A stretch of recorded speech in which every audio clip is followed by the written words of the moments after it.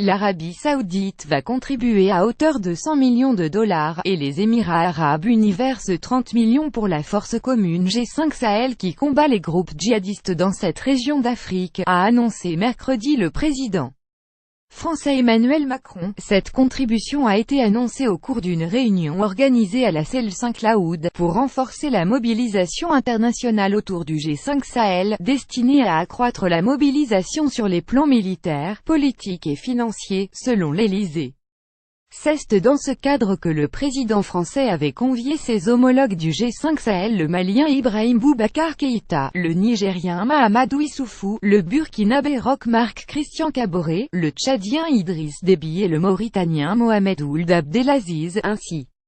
que des partenaires de la force commune l'ONU, l'Union africaine, l'Union européenne, la chancelière allemande Angela Merkel, les chefs des gouvernements italiens Paolo Gentiloni et belge Charles Michel, ainsi que des représentants d'Arabie Saoudite, des Émirats et des États Sunnis.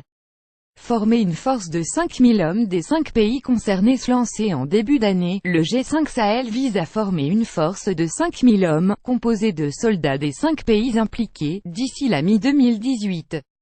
Elle a déjà un quartier général, à Sévaré au Mali, et a récemment mené une première opération dans la zone des 3 frontières entre Mali, Niger et Burkina Faso. Son rôle est de reconquérir et de sécuriser les zones où les groupes extrémistes mènent des actions par surprise avant de s'évanouir dans l'immense désert sahélien, une région aussi vaste que l'Europe. Elle fait partie de ces forces africaines de nouvelle génération qui s'imposent de plus en plus dans un contexte international marqué par l'érosion du concept onusien de maintien de la paix, inadapté à des conflits asymétriques dont le terrorisme est l'une des composantes principales, indique Crisis Group dans un rapport publié mardi.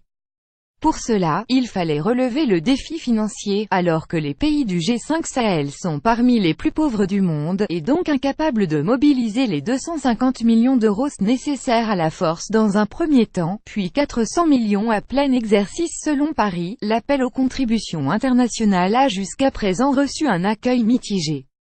L'UE a promis 50 millions d'euros, la France 8, chacun des 5 pays fondateurs 10 millions, et l'Arabie Saoudite a confirmé ce mercredi une contribution de 100 millions de dollars.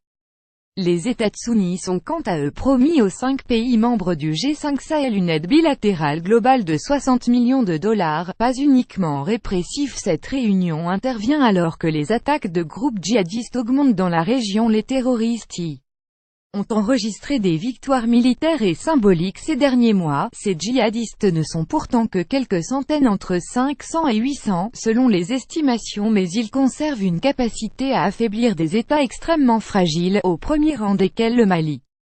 Ils ont été en grande partie chassés par l'intervention militaire internationale lancée en janvier 2013 à l'initiative de la France, qui y maintient toujours 4000 hommes dans le cadre de l'opération Barkhane, mais cette lutte est fragilisée par les défaillances du processus de paix au Mali, qui peine à réconcilier les différentes parties du sud et du nord du pays.